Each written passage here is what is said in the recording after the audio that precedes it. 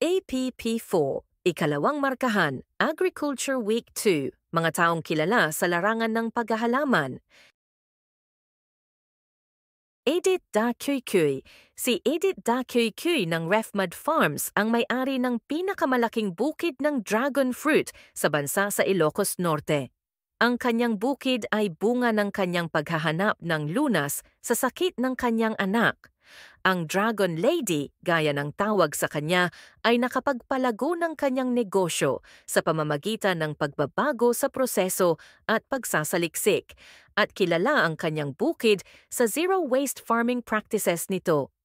Sa paglawak ng kanyang negosyo, natanto ni Edith ang pangangailangan na magparehistro ng kanyang agribusiness at hikayatin ang iba pang mga lokal na magsasaka na sumali sa produksyon ng dragon fruit.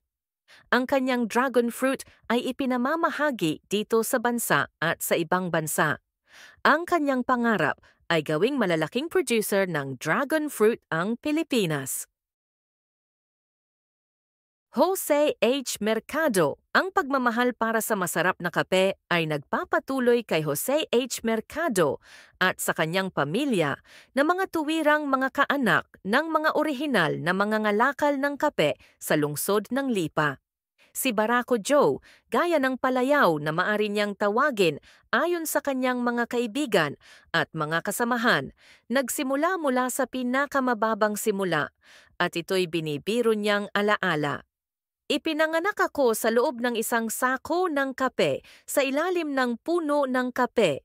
Ang kanyang ama na si Macario Mercado ay may pangarap na maglingkod ng barako mula sa butil hanggang sa tasa.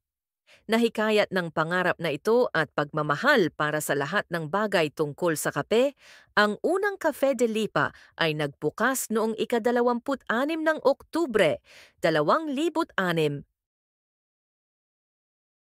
Arsenio Barcelona.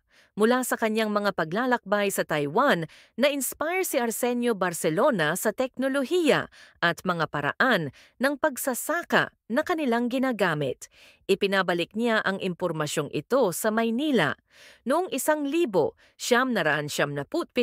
kinuha sila ng Known You Seeds Co. Limited, ang pinakamalaking at prestihiyosong breeder, producer at distributor ng binhi sa Taiwan upang maging eksklusibong importer at distributor ng kanilang mga produkto na nagbunga ng pagkakabuo ng Harvest Agribusiness Corporation.